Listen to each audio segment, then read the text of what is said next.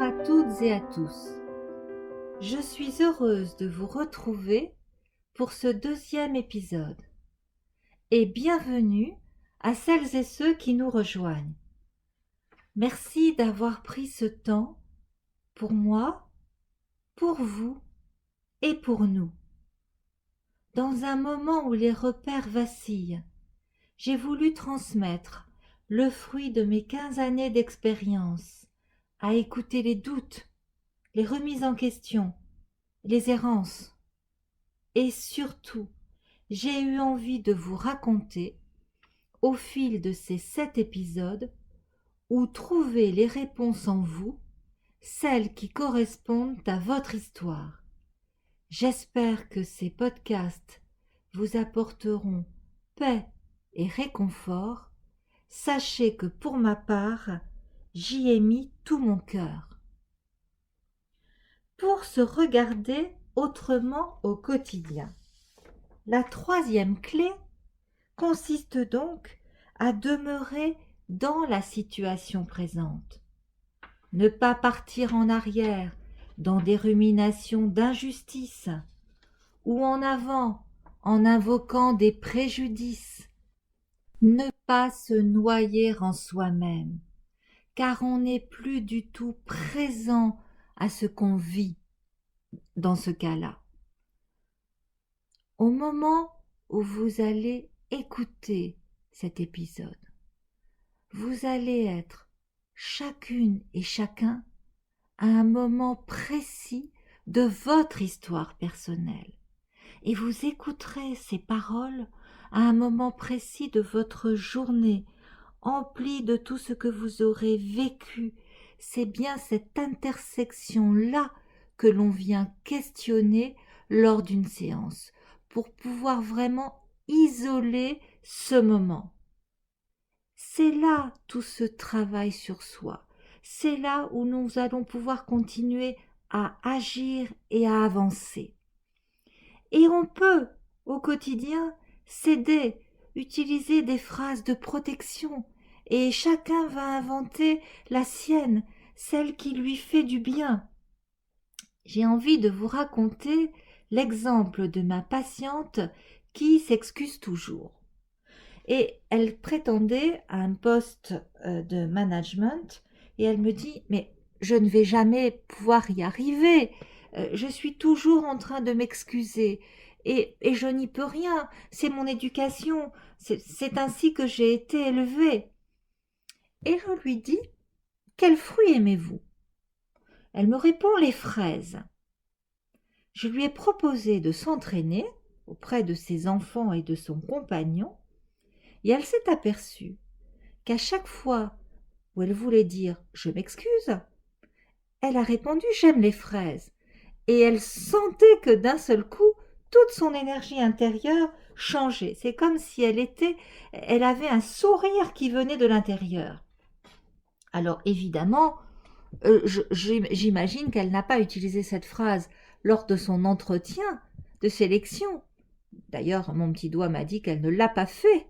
Mais ce qu'elle a fait, c'est qu'elle y a pensé. Elle se l'est dit dans sa tête. Et à ce moment-là, c'est cette impression d'apaisement, de rayonnement que son interlocuteur a perçu et qui a fait qu'effectivement son entretien s'est déroulé pour le mieux, car par ailleurs, elle en avait les compétences et aujourd'hui, elle est très heureuse et accomplie dans son nouveau poste. La quatrième clé, c'est d'accepter aussi le passé.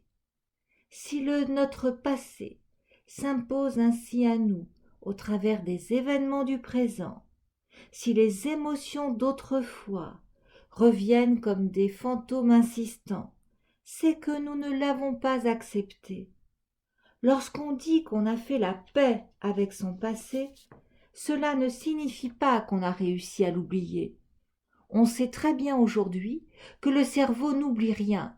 Il garde tout en mémoire comme un disque dur.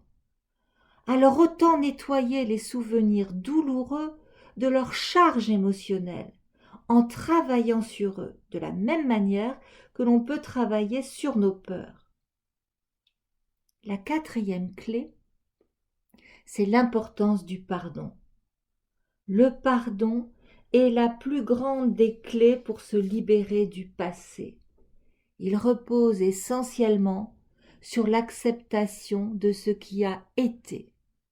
Renoncer à juger ou à détester. Accepter et recommencer à vivre.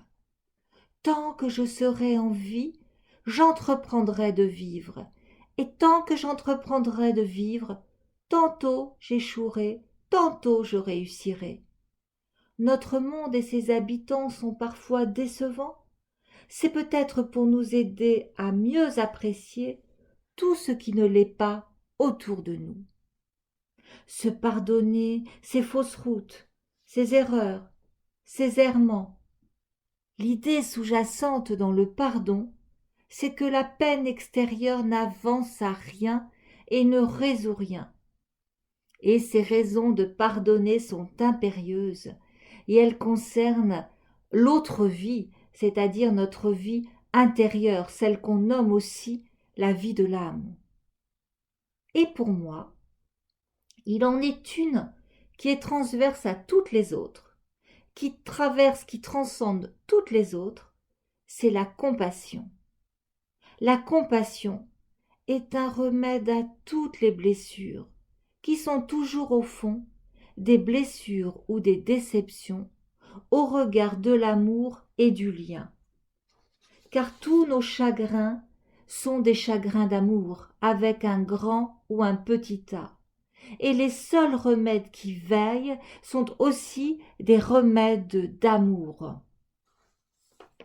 C'est pour cela qu'Henry Thoreau, dans son journal, écrivait « Il n'y a qu'un remède à l'amour, aimer davantage. Aimer davantage, pas forcément la même personne, le même environnement, le même métier, mais ne jamais renoncer à aimer au-delà de ce qui nous a déçus ou fait souffrir, au lieu de ne plus vouloir aimer.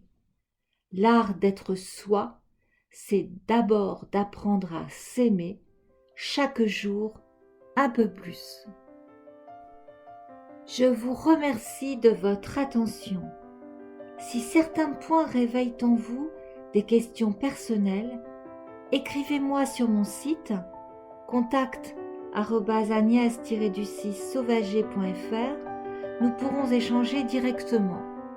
Et si ce sujet de réalisation personnelle résonne en vous, je vous donne rendez-vous dans 15 jours, le mercredi 12 avril, pour en apprendre un peu plus. Belle journée à vous.